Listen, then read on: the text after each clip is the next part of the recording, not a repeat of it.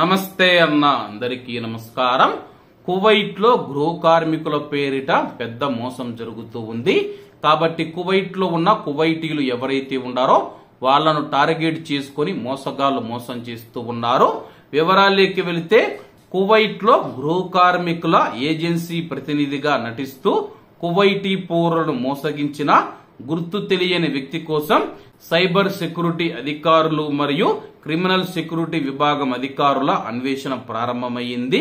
వివరాల్లోకి వెళితే కువైట్ లో ఎవరైతే కువైటీ పౌరులు ఉన్నారో గృహ కార్మికులకు నెలవారీ జీతం 85 దినార్లకు మాత్రమే మీకు అందజేస్తామని చెప్పేసి చాలా తక్కువ జీతాలకు గృహ కార్మికులను మీకు అందిస్తాము.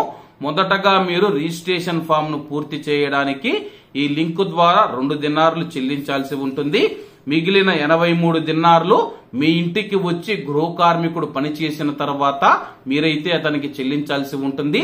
లేదంటే గృహ కార్మికురాలు మహిళకైతే చెల్లించాల్సి ఉంటుందని చెప్పి ముందు ఒక లింక్ ను పంపిస్తూ ఉన్నారు. ఆ యొక్క లింక్ ను ఓపెన్ చేసి 2 దినార్లు చెల్లిస్తామనుకుంటే కానీ బ్యాంకులో ఉన్న డబ్బు మొత్తాన్ని అయితే కాజిస్తూ ఉన్నారు. కువైట్ లో ఉన్న కువైటీ ప్రజలు జాగ్రత్తగా ఉండాలని చెప్పి అధికారులు సూచిస్తూ ఉన్నారు. గృహ కార్మికుల పేరిట పెద్ద మోసం జరుగుతూ ఉందని చెప్పేసి అధికృత ప్రభుత్వంచే గుర్తించబడిన ప్రభుత్వ ఏజెన్సీల ద్వారా మాత్రమే మీరు గృహ కార్మికులు నియమించుకోవాలని చెప్పి అధికారులు తెలిపారు.